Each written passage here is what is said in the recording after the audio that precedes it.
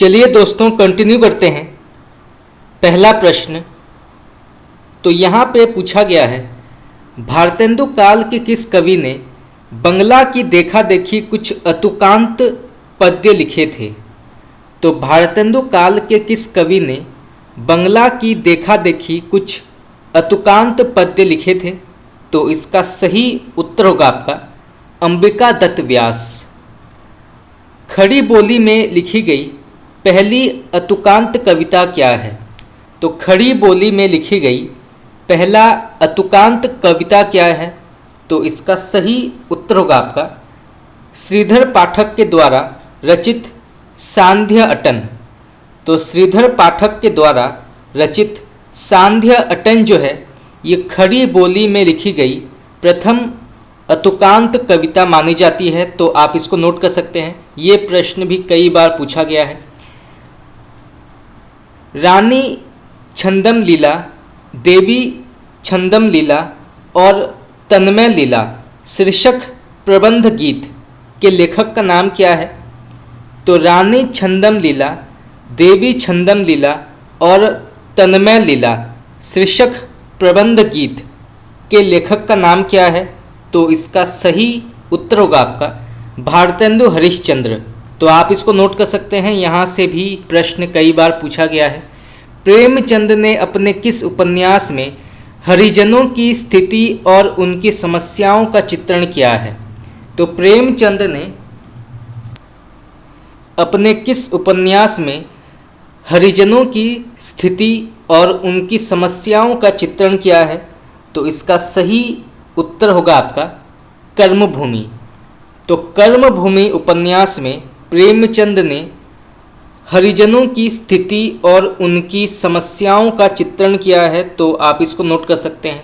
चलिए आगे बढ़ते हैं। प्रेमचंद की हिंदी में प्रकाशित पहली कहानी क्या है। तो प्रेमचंद की हिंदी में प्रकाशित पहली कहानी क्या है, ये प्रश्न भी कई बार पूछा गया है। तो इसका सही उत्तर होगा आपका सौत, और ये प्रकाशित हुई थी 1915 में 1915। चलिए आगे बढ़ते हैं। यहाँ पर एक कथन दिया गया है, तो बताना है इस कथन के लेखक का नाम क्या है। मैं मजदूर हूँ, मजदूरी किए बिना मुझे भोजन करने का कोई अधिकार नहीं है। ये कथन किसका माना जाता है। तो मैं मजदूर हूँ, मजदूरी किए बिना मुझे भोजन करने का कोई अधिकार नहीं है। तो इस कथन के लेखक का नाम क्या है। तो इसका सही उत्तर होगा आपका प्रेमचंद। पंत के पल्लव की रचनाओं की मधुरता को स्वीकार करते हुए भी किसने उन्हें बाल रचनाएं कहा तथा पंखड़ियों को खोलने की चेष्टा बताया। तो पंत के पल्लव की रचनाओं की मधुरता को स्वीकार करते हुए भी किसने उन्हें बाल रचनाएं कहा तथा पंखड़ियों को खोलने की चेष्टा बताया। तो उनका नाम क्या है। तो इसका सही उत्तर होगा आपका निराला। चलिए आगे बढ़ते हैं। जयशंकर प्रसाद ने कितने उपन्यास लिखे हैं। ये प्रश्न भी कई बार पूछा गया है, तो आप इसको नोट कर सकते हैं। तो जयशंकर प्रसाद ने कितने उपन्यास लिखे हैं। तो इसका सही उत्तर होगा आपका 3। तो जयशंकर प्रसाद ने 3 उपन्यास लिखे हैं। उनका नाम है कंकाल, तितली और इरावती। इरावती जो है ये अधूरा उपन्यास माना जाता है। तो जयशंकर प्रसाद ने 3 उपन्यास लिखे हैं। तो आप इसको नोट कर सकते हैं। चलिए आगे बढ़ते हैं। प्रेमचंद युग के सबसे अक्खड़ और बदनाम उपन्यासकार कौन थे। तो प्रेमचंद युग में सबसे अक्खड़ और बदनाम उपन्यासकार कौन थे, उनका नाम क्या है। तो इसका सही उत्तर होगा आपका पांड्य बेचैन शर्मा उग्र। पत्रात्मक प्रविधि में समाज की वेदी पर और रूपरेखा उपन्यास की रचना किसने की। तो पत्रात्मक प्रविधि में समाज की बेदी पर और रूपरेखा उपन्यास की रचना किसने की थी? तो इसका सही उत्तर होगा आपका अनूपलाल मंडल। ये प्रश्न भी कई बार पूछा गया है, तो आप इसको नोट कर सकते हैं। शिकार किसका संस्मरण है?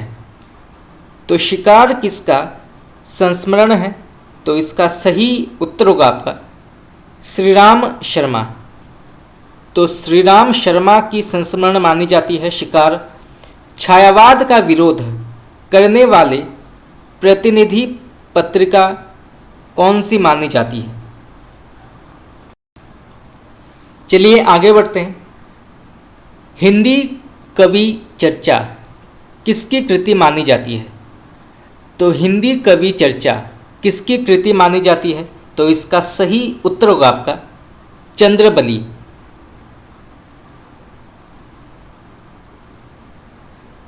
उन्नीस 1925 से प्रकाशित होने वाली लोकप्रिय मासिक पत्रिकाएं मुख्यतः किस विषय पर केंद्रित थी? तो 1925 से प्रकाशित होने वाली लोकप्रिय मासिक पत्रिकाएं मुख्यतः किस विषय पर केंद्रित थी? तो इसका सही उत्तर होगा आपका धार्मिक दार्शनिक विषय। तो आप इसको नोट कर सकते हैं, यहाँ से भी प्रश्न आ सकता है। चलिए आगे बढ़ते हैं। यहाँ पे प्रश्न पूछा गया है, छायावाद काल में हिंदी का सर्वश्रेष्ठ दैनिक पत्र क्या था? तो छायावाद काल में हिंदी का सर्वश्रेष्ठ दैनिक पत्र क्या था? तो इसका सही उत्तर होगा आपका आज। उत्तंक प्रसाद के किस नाटक का प्रधान पात्र है? तो उत्तंक प्रसाद के किस नाटक का प्रधान पात्र है? तो इसका सही उत्तर होगा आपका जन्मेजय जय का नाग यज्ञ। चलिए आगे बढ़ते हैं।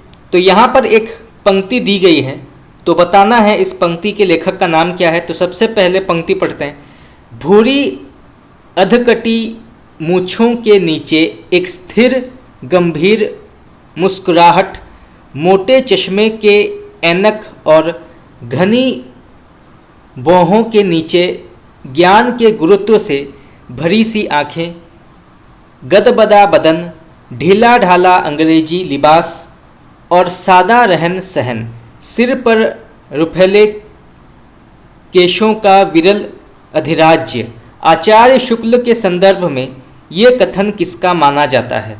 तो फिर से पढ़ते हैं। भूरी अधकटी मूछों के नीचे एक स्थिर गंभीर मुस्कुराहट, मोटे चश्मे के ऐनक और घनी भौहों के नीचे ज्ञान के गुरुत्व से भरी सी आँखें, गदबदा बदन, ढीला ढाला अंग्रेजी लिबास और सादा रहन सहन, सिर पर रुफेले केशों का विरल अधिराज्य।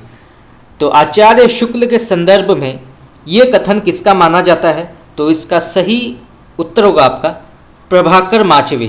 तो आप इसको नोट कर सकते हैं, बहुत ही प्रसिद्ध कथन है, कई बार पूछा गया है। तपोभूमि उपन्यास किसका माना जाता है? तो तपोभूमि उपन्यास के लेखक का नाम क्या है? तो इसका सही उत्तर होगा आपका जैनेन्द्र कुमार। चलिए आगे बढ़ते हैं। संगम, लगन, प्रत्यागत, कुंडली चक्र सामाजिक उपन्यास के रचनाकार का नाम क्या है? तो संगम, लगन, प्रत्यागत, कुंडली चक्र सामाजिक उपन्यास के रचनाकार का नाम क्या है? तो इसका सही उत्तर होगा आपका वृंदावन लाल वर्मा। चलिए आगे बढ़ते हैं। हिंदी में मनोवैज्ञानिक उपन्यासों की परंपरा के प्रवर्तक का नाम क्या है? तो हिंदी में मनोवैज्ञानिक उपन्यासों की परंपरा के प्रवर्तक का नाम क्या है? तो इसका सही उत्तर होगा आपका जैनेन्द्र कुमार। चलिए आगे बढ़ते हैं।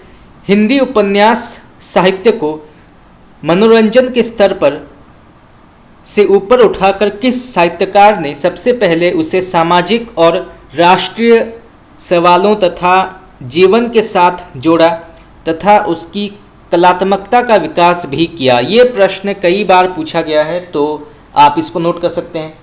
तो फिर से पढ़ते हैं। हिंदी उपन्यास साहित्य को मनोरंजन के स्तर से ऊपर उठाकर किस साहित्यकार ने सबसे पहले उसे सामाजिक और राष्ट्रीय सवालों तथा जीवन के साथ जोड़ा तथा उसकी कलात्मकता का विकास भी किया? तो उनका नाम क्या है? तो इसका सही उत्तर होगा आपका प्रेमचंद। चलिए आगे बढ़ते हैं। गांधी दर्शन पर आधारित मनोवैज्ञानिक सामाजिक उपन्यास गोद, अंतिम आकांक्षा और नारी के रचनाकार का नाम क्या है? तो गांधी दर्शन पर आधारित मनोवैज्ञानिक सामाजिक उपन्यास गोद, अंतिम आकांक्षा और नारी के लेखक का नाम क्या है? तो इसका सही उत्तर होगा आपका सिया राम शरण गुप्त। प्रेम पथ, मीठी चुटकी, अनाथ पत्नी, त्यागमयी, लालिमा उपन्यास के लेखक का नाम क्या है? तो प्रेम पथ, मीठी चुटकी, अनाथ पत्नी, त्यागमयी, लालिमा उपन्यास के लेखक का नाम क्या है? तो इसका सही उत्तर होगा आपका भगवती प्रसाद वाजपेयी। तो भगवती प्रसाद वाजपेयी जो है इसके लेखक माने जाते हैं, तो आप इसको नोट कर सकते हैं। निराला जीवन और संघर्ष के मूर्तिमान रूप संस्मरण के लेखक का नाम क्या है? तो निराला जीवन और संघर्ष के मूर्तिमान रूप संस्मरण के लेखक का नाम क्या है? तो इसका सही उत्तर होगा आपका डॉक्टर चेलिशेव, रूस के प्रसिद्ध हिंदी विद्वान। तो आप इसको नोट कर सकते हैं, यहाँ से प्रश्न आ सकता है। चलिए आगे बढ़ते हैं। किस पत्र को हिंदी में दैनिक पत्रों की परंपरा का सूत्रपात करने का श्रेय है? तो किस पत्र को हिंदी में दैनिक पत्रों की परंपरा का सूत्रपात करने का श्रेय है, उनका नाम क्या है? तो इसका सही उत्तर होगा आपका भारत मित्र। चलिए आगे बढ़ते हैं। छायावाद काल का कौन सा पत्र गांधी जी के असहयोग आंदोलन का समर्थन करने वाला पत्रों में माना जाता है? तो छायावाद काल का कौन सा पत्र गांधी जी के असहयोग आंदोलन का समर्थन करने वाला पत्र माना जाता है? तो इसका सही उत्तर होगा आपका कलकत्ता से प्रकाशित स्वतंत्र, जो 1920 में अंबिका प्रसाद वाजपेयी ने इसका प्रकाशन शुरू किया था।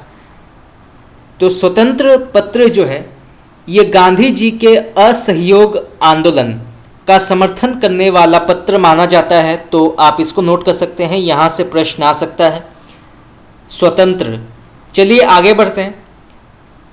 झबरा कुत्ता प्रेमचंद के किस कहानी का पात्र माना जाता है?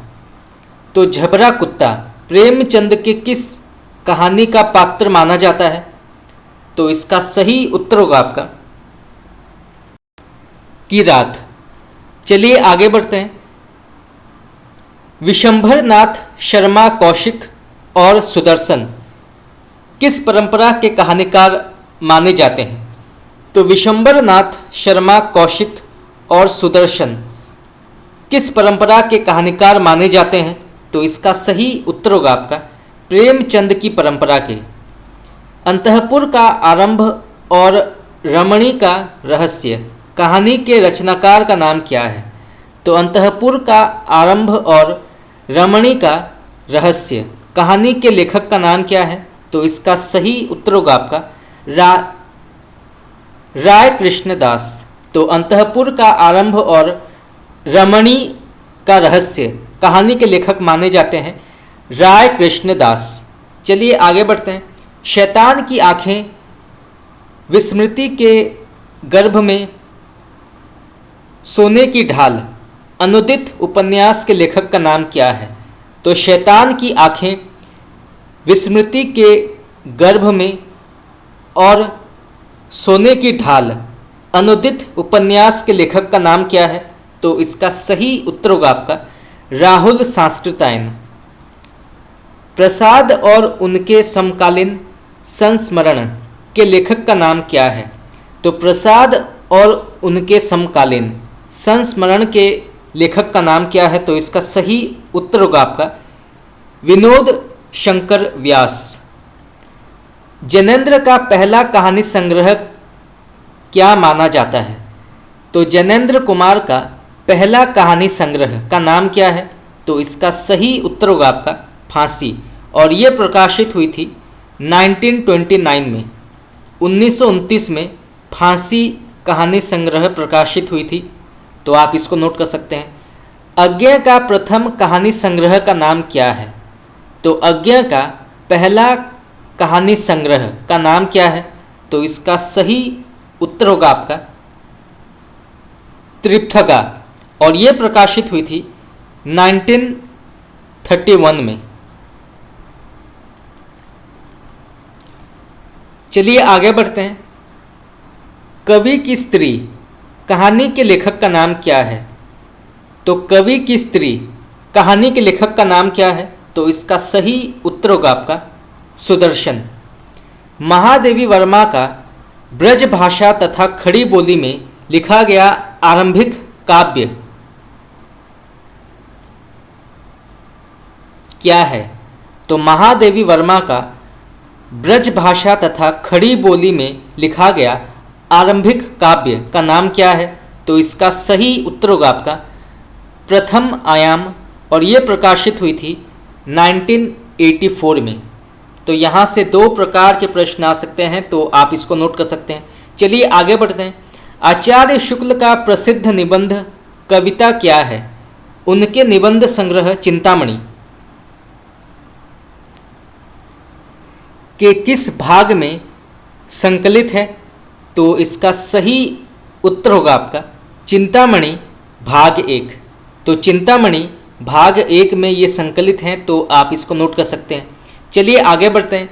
भगवती चरण वर्मा का कौन सा उपन्यास अपनी अश्रु पंकिल भावुकता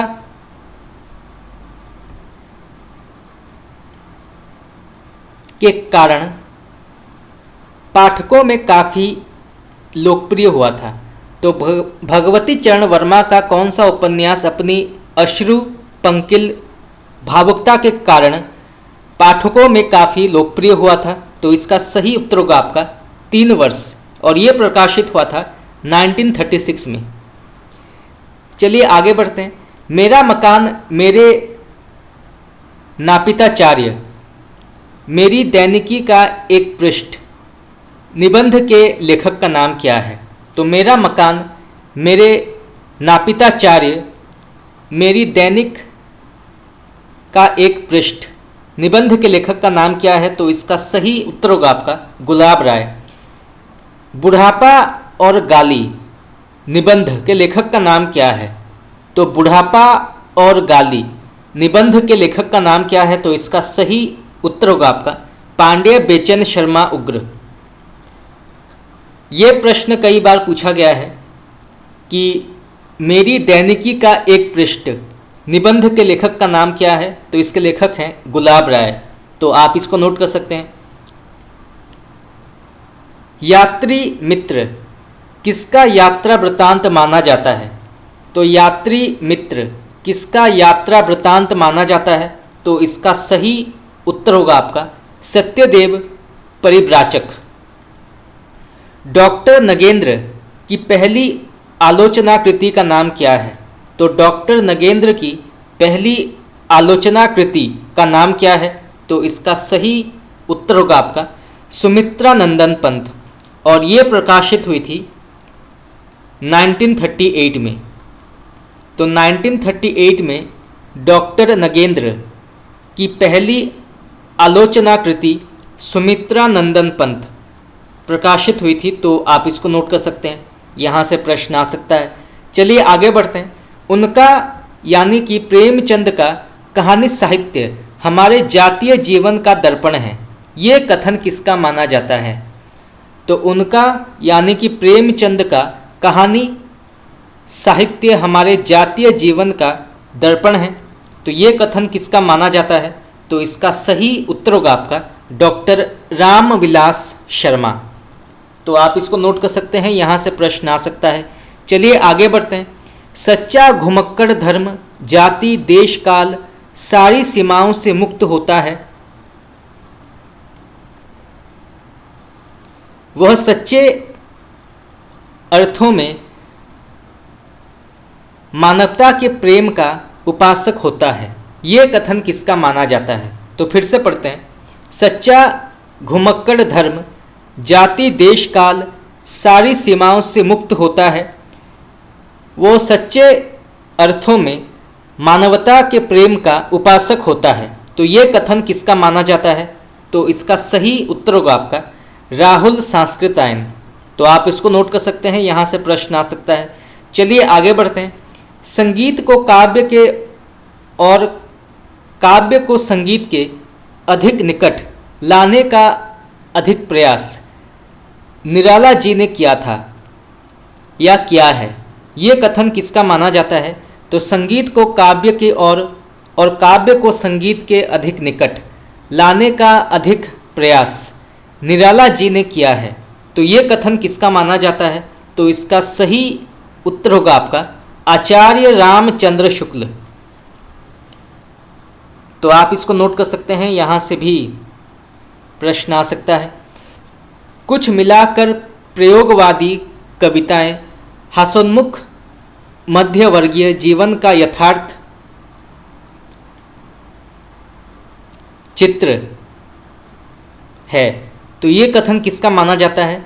तो कुछ मिलाकर प्रयोगवादी कविताएं हास्योन्मुख मध्यवर्गीय जीवन का यथार्थ चित्र है। तो ये कथन किसका माना जाता है? तो इसका सही उत्तर होगा आपका डॉक्टर नामवर सिंह। चलिए आगे बढ़ते हैं। कल्पना के स्थान पर ठोस वास्तविकता और विव्यक्तिता के स्थान पर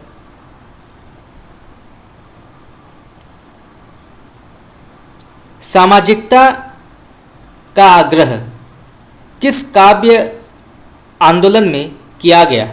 तो कल्पना के स्थान पर ठोस वास्तविकता और विव्यक्तिता के स्थान पर सामाजिक का आग्रह किस काव्य आंदोलन में किया गया? तो इसका सही उत्तर होगा आपका प्रगतिवाद। तो आप इसको नोट कर सकते हैं। चलिए आगे बढ़ते हैं। 1935 में पेरिस में आयोजित प्रोग्रेसिव राइटर्स एसोसिएशन के प्रथम अधिवेशन के सभापति कौन थे? तो 1935 में पेरिस में आयोजित प्रोग्रेसिव राइटर्स एसोसिएशन के प्रथम अधिवेशन के सभापति कौन थे? उनका नाम क्या है? तो इसका सही उत्तर होगा आपका E.M. फॉस्टर। चलिए आगे बढ़ते हैं। तो यहाँ पर एक पंक्ति या एक कथन दिया गया है, तो बताना है इस कथन के लेखक का नाम क्या है। तो सबसे पहले कथन पढ़ते हैं। उसने पराविद्या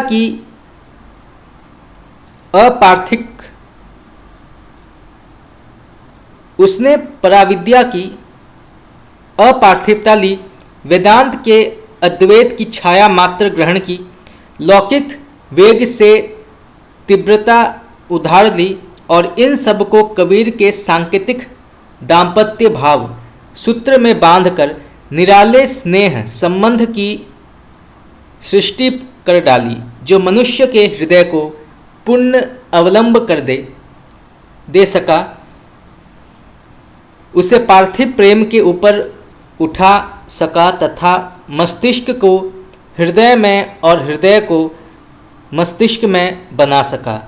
तो रहस्यवाद के संदर्भ में ये कथन किसका माना जाता है? तो फिर से पढ़ते हैं। उसने पराविद्या की अपार्थिवता ली, वेदांत के अद्वैत की छाया मात्र ग्रहण की, लौकिक वेग से तीव्रता उधार ली और इन सब को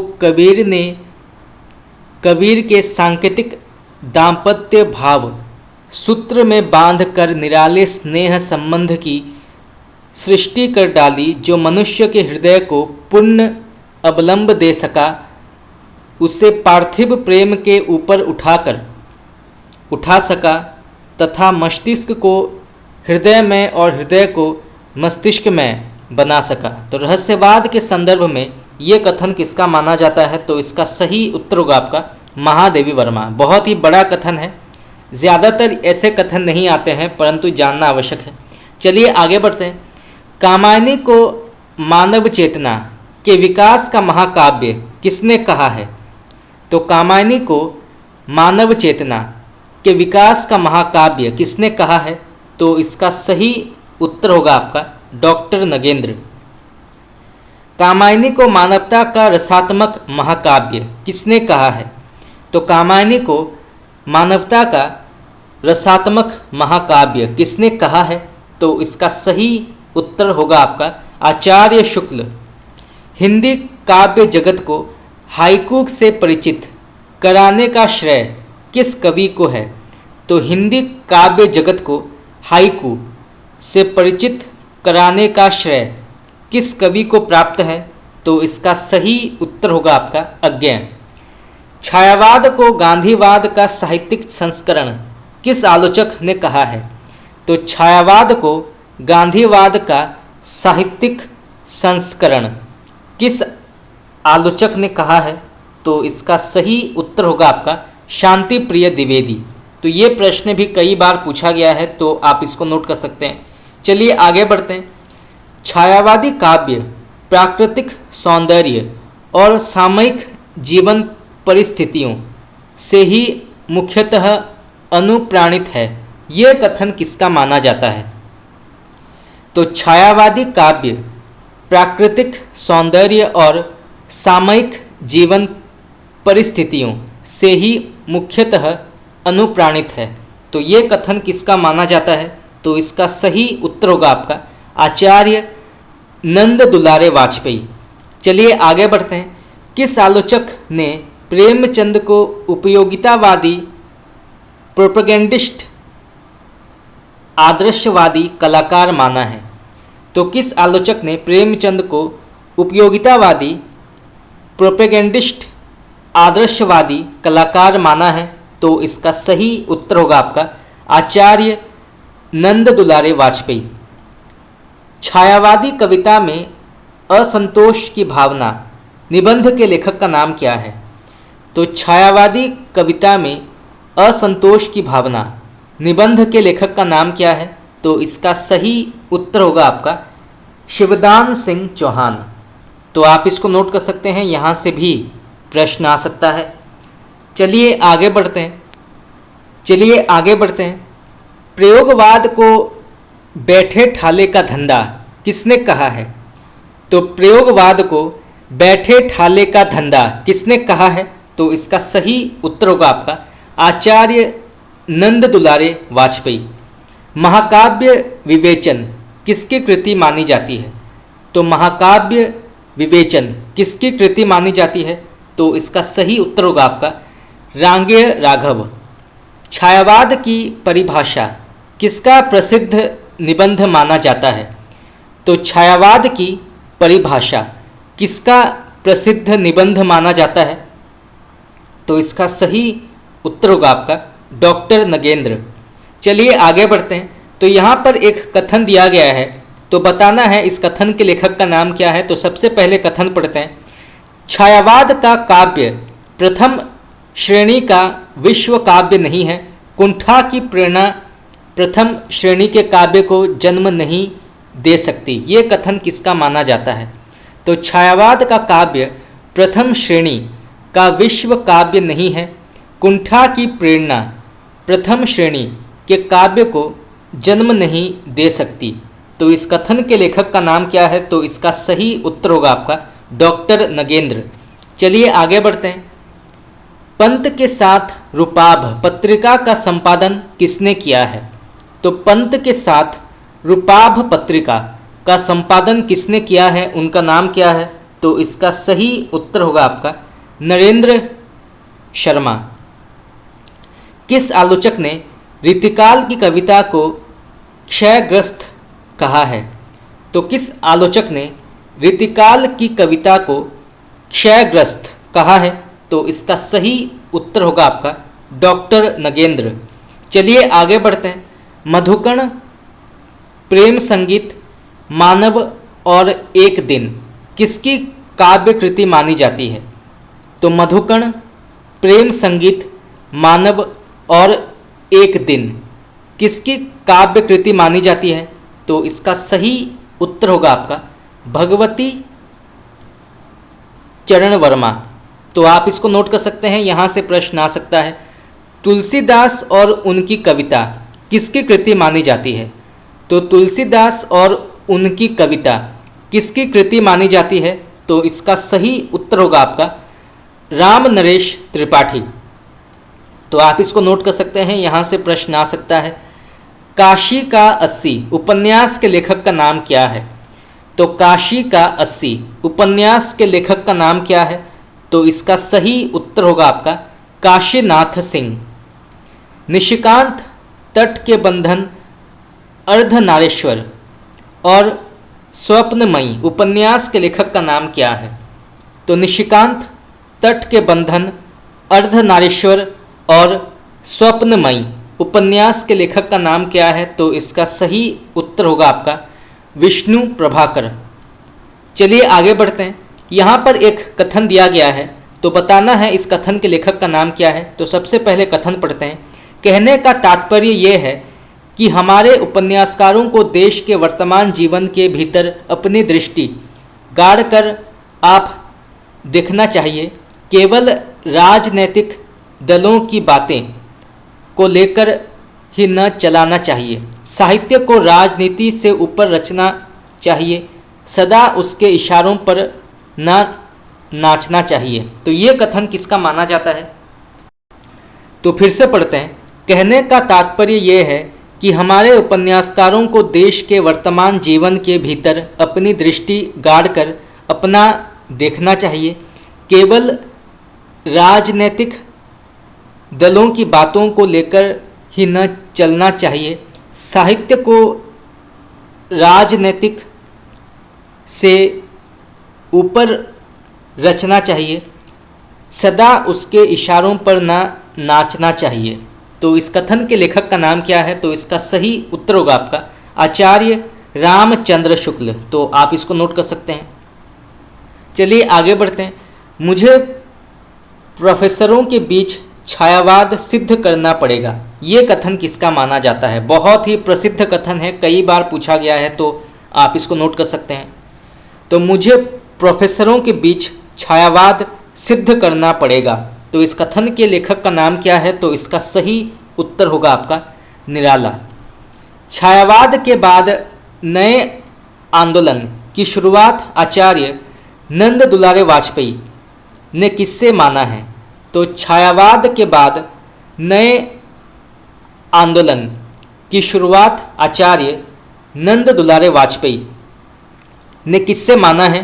तो इसका सही उत्तर होगा आपका रामेश्वर शुक्ल अंचल। छायावाद के बाद नए आंदोलन की शुरुआत डॉक्टर नगेंद्र ने किससे माना है? तो छायावाद के बाद नए आंदोलन की शुरुआत डॉक्टर नगेंद्र ने किससे माना है? तो इसका सही उत्तर होगा आपका गिरिराज कुमार माथुर। नागार्जुन का पहला काव्य संग्रह क्या माना जाता है? तो नागार्जुन का पहला काव्य संग्रह का नाम क्या है? तो इसका सही उत्तर होगा आपका युगधारा। तार सप्तक जिसका समय माना जाता है 1943। तो तार सप्तक जिसका समय माना जाता है 1943 के संपादक और आयोजक कौन थे? तो तार सप्तक के संपादक और आयोजक का नाम क्या है? तो इसका सही उत्तर होगा आपका अज्ञेय। चलिए आगे बढ़ते हैं। अज्ञेय ने किस सप्तक की भूमिका में प्रयोग शब्द को स्पष्ट किया है? तो अज्ञेय ने किस सप्तक की भूमिका में प्रयोग शब्द को स्पष्ट किया है? तो इसका सही उत्तर होगा आपका दूसरा सप्तक, और इसका समय माना जाता है 1951। तो यहाँ से दो प्रकार के प्रश्न आ सकते हैं, तो आप इसको नोट कर सकते हैं। चलिए आगे बढ़ते हैं। तार सप्तक में कितने कवि थे? तो तार सप्तक में कितने कवि थे? तो इसका सही उत्तर होगा आपका 7। त्रिलोचन का पहला काव्य संग्रह का नाम क्या है? तो त्रिलोचन का पहला काव्य संग्रह का नाम क्या है? तो इसका सही उत्तर होगा आपका धरती, और ये प्रकाशित हुई थी 1945 में। केदारनाथ अग्रवाल का पहला काव्य संग्रह का नाम क्या है? तो केदारनाथ अग्रवाल का पहला काव्य संग्रह का नाम क्या है? तो इसका सही उत्तर होगा आपका युग की गंगा, और ये प्रकाशित हुई थी 1947 में। तो यहाँ से भी 2 प्रकार के प्रश्न आ सकते हैं, तो आप इसको नोट कर सकते हैं। चलिए आगे बढ़ते हैं। तो यहाँ पर एक पंक्ति दिया गया है, तो बताना है इस पंक्ति के लेखक का नाम क्या है। तो सबसे पहले पंक्ति पढ़ते हैं। मैंने उसको जब जब देखा, लोहा देखा मैंने उसको गोली जैसे चलते देखा। इस प्रसिद्ध पंक्ति के लेखक का नाम क्या है? कई बार ये पंक्ति पूछा गया है, तो आप इसको नोट कर सकते हैं। तो फिर से पढ़ते हैं। मैंने उसको जब जब देखा, लोहा देखा मैंने उसको गोली जैसे चलते देखा। तो इस पंक्ति के लेखक का नाम क्या है? तो इसका सही उत्तर होगा आपका केदारनाथ अग्रवाल। तो आप इसको नोट कर सकते हैं। अपनी शताब्दी के नाम काव्य कृति किसकी मानी जाती है? तो अपनी शताब्दी के नाम काव्य कृति के लेखक का नाम क्या है? तो इसका सही उत्तर होगा आपका दूधनाथ सिंह। प्रभात किस कवि का उपनाम है? तो प्रभात किस कवि का उपनाम है? तो इसका सही उत्तर होगा आपका केदारनाथ मिश्र। इला चंद्र जोशी का पहला उपन्यास क्या माना जाता है? तो इला चंद्र जोशी का पहला उपन्यास का नाम क्या है? तो इसका सही उत्तर होगा आपका घृणामयी, और ये प्रकाशित हुई थी 1929 में। तो घृणामयी जो है ये इला चंद्र जोशी का पहला उपन्यास माना जाता है, और इसका समय माना जाता है 1929। चलिए आगे बढ़ते हैं। पत्थर अल पत्थर लघु उपन्यास के लेखक का नाम क्या है?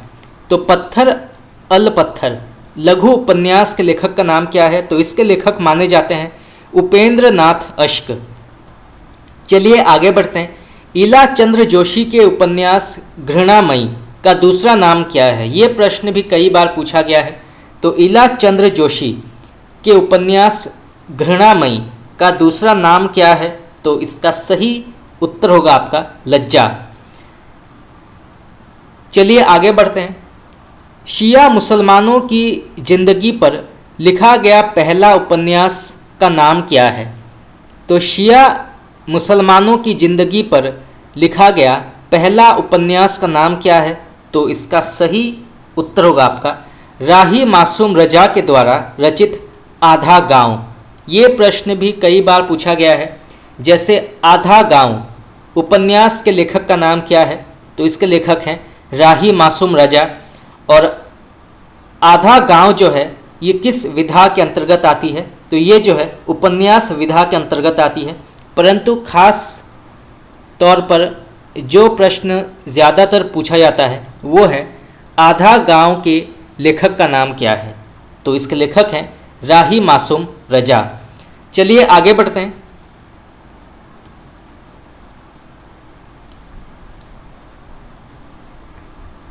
यहाँ पे प्रश्न पूछा गया है रुद्र काशिकेय किस उपन्यासकार का उपनाम है? तो रुद्र काशिकेय किस उपन्यासकार का उपनाम है? तो इसका सही उत्तर होगा आपका शिव प्रसाद मिश्र। चलिए आगे बढ़ते हैं। मौलाना का लड़का, राग विराग, सदाचार की ताबीज, भोला राम का जीव, मुंडन, एक तृप्त आदमी की कहानी, मैं हूँ तोता प्रेम का मारा, सत्य साधक मंडल किसकी प्रतिनिधि कहानियाँ मानी जाती हैं? तो फिर से पढ़ते हैं।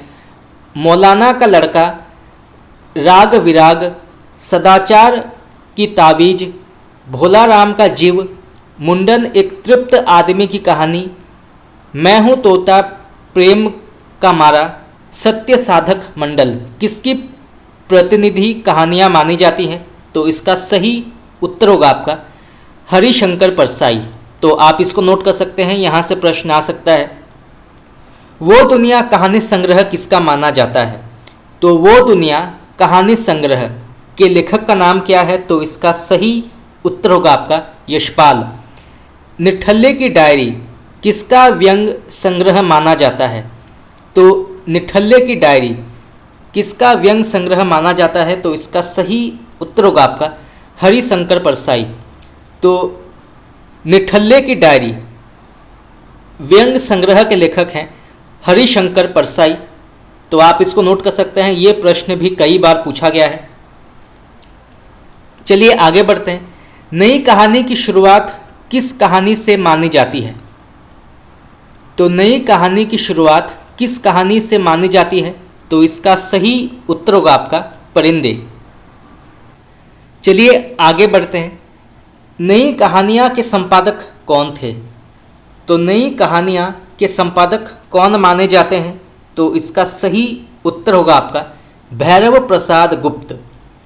तो भैरव प्रसाद गुप्त जो हैं ये नई कहानी यहाँ के संपादक माने जाते हैं, नई कहानियाँ। तो आप इसको नोट कर सकते हैं। चलिए आगे बढ़ते हैं। अंधेरे के सिलसिले कहानी संग्रह किसका माना जाता है? तो अंधेरे के सिलसिले कहानी संग्रह के लेखक का नाम क्या है? तो इसका सही उत्तर होगा आपका ज्ञान प्रकाश। गद्य पथ शिल्प और दर्शन छायावाद का पुनः मूल्यांकन आलोचना ग्रंथ के लेखक का नाम क्या है? तो गद्य पथ शिल्प और दर्शन छायावाद का पुनः मूल्यांकन आलोचना ग्रंथ के लेखक का नाम क्या है? तो इसका सही उत्तर होगा आपका सुमित्रा नंदन पंत। तो आप इसको नोट कर सकते हैं, यहाँ से भी प्रश्न आ सकता है। चलिए आगे बढ़ते हैं। राष्ट्रभाषा की कुछ समस्याएं राष्ट्रीय साहित्य तथा अन्य निबंध और प्रकीर्णिका किसके स्पष्ट निबंधों का संग्रह माना जाता है? तो राष्ट्रभाषा की कुछ समस्याएं राष्ट्रीय साहित्य तथा अन्य निबंध और प्रकीर्णिका किसके स्फुट निबंधों का संग्रह माना जाता है? तो इसका सही उत्तर होगा आपका आचार्य नंद दुलारे वाजपेयी। छायावाद का पतन आधुनिक समीक्षा साहित्य चिंता प्रतिक्रियाएं आलोचना कृतियां किसकी मानी जाती हैं? तो छायावाद का पतन आधुनिक समीक्षा साहित्य चिंता और प्रतिक्रियाएं आलोचना कृतियों के लेखक का नाम क्या है? तो इसका सही उत्तर होगा आपका डॉक्टर देवराज। खास करके ये प्रश्न कई बार पूछा गया है कि छायावाद का पतन, तो छायावाद का पतन के लेखक का नाम क्या है? तो इसके लेखक माने जाते हैं डॉक्टर देवराज। तो आप इसको नोट कर सकते हैं। चलिए आगे बढ़ते हैं। स्वर्ण विहान रक्षाबंधन पाताल विजय प्रतिशोध शिवा साधना आहुति स्वप्न भंग विषपान सांपों की सृष्टि उद्धार अमृत पुत्री बंधन छाया नाटकों के लेखक का नाम क्या है? तो स्वर्ण विहान रक्षाबंधन पाताल विजय प्रतिशोध शिवा साधना आहुति स्वप्न भंग विषपान सांपों की सृष्टि उद्धार अमृत पुत्री बंधन छाया नाटकों के लेखक का नाम क्या है? तो इसका सही उत्तर होगा आपका हरि कृष्ण प्रेमी। तो आप इसको नोट कर सकते हैं। चलिए आगे बढ़ते हैं। बिना दीवारों के घर नाटक की लेखिका का नाम क्या है? तो बिना दीवारों के घर नाटक की लेखिका का नाम क्या है? तो इसका सही उत्तर होगा आपका मन्नू भंडारी। ये प्रश्न भी कई बार पूछा गया है, तो आप इसको नोट कर सकते हैं। राखी की लाज नाटक किसका माना जाता है? तो राखी की लाज नाटक के लेखक का नाम क्या है? तो इसका सही उत्तर होगा आपका वृंदावन लाल वर्मा। उत्तर प्रियदर्शी नाटक किसका माना जाता है? तो उत्तर प्रियदर्शी नाटक के लेखक का नाम क्या है? तो इसके लेखक माने जाते हैं अज्ञेय। चलिए आगे बढ़ते हैं। सूर्योदय अर्थात अछूतोद्धार एकांकी के लेखक का नाम क्या है? तो सूर्योदय अर्थात अछूतो उद्धार एकांकी के लेखक का नाम क्या है? तो इसका सही उत्तर होगा आपका महमूद अली कमलेश। कमलेश इनका उपनाम है, तो आप इसको नोट कर सकते हैं। चलिए आगे बढ़ते हैं। अकाल पुरुष गांधी जीवनी के लेखक का नाम क्या है? तो अकाल पुरुष गांधी जीवनी के लेखक का नाम क्या है? तो इसका सही उत्तर होगा आपका जैनेन्द्र कुमार। महाप्राण निराला जीवनी के लेखक का नाम क्या है? ये प्रश्न कई बार पूछा गया है, तो आप इसको नोट कर सकते हैं। तो महाप्राण निराला जीवनी के लेखक का नाम क्या है? तो इसका सही उत्तर होगा आपका गंगा प्रसाद पांडे। विष्णु चंद्र शर्मा के द्वारा रचित जीवनी अग्नि सेतु में किसकी जीवनी है? तो विष्णु चंद्र शर्मा के द्वारा रचित जीवनी अग्नि सेतु में किसकी जीवनी है? तो इसका सही उत्तर होगा आपका काजी नजरुल इस्लाम इसके लेखक हैं, और ये जो हैं एक बंगला कवि माने जाते हैं, तो आप इसको नोट कर सकते हैं। तो दोस्तों, इसी के साथ हमारा आज का प्रश्न उत्तर क्लास यहाँ पे समाप्त हुआ। आज हमने आधुनिक काल के कुछ और महत्वपूर्ण विधाओं से जुड़े प्रश्न उत्तर की चर्चा की। आगे हम और भी इसको कंटिन्यू करेंगे, परंतु अगर आप चाहते हैं कि मैं आपको हिंदी ग्रामर के भी क्लास कराऊं, तो आप मुझे कमेंट करके बता सकते हैं। इसके अलावा हमने कई हिंदी साहित्य के मैराथन क्लासेस किए हैं, जिसमें 1000, 1100, 2000 प्रश्न उत्तर की चर्चा हमने की है, जिसमें आदिकाल, भक्तिकाल, रीतिकाल से जुड़े विभिन्न प्रकार के प्रश्न उत्तर की चर्चा की जा चुकी है, जो अनेक प्रतियोगी परीक्षाओं में पूछा गया है। TGT, PGT, NET, KVS, NVS, D, SSSB। तो अगर आपने अभी तक मेरे पहले के क्लासेस नहीं देखे हैं, तो आप जाके देख सकते हैं। परंतु आज के लिए इतना ही। अगर आप लोगों को मेरा क्लास अच्छा लगा, तो आप मुझे कमेंट करके बता सकते हैं। आपका बहुत बहुत धन्यवाद।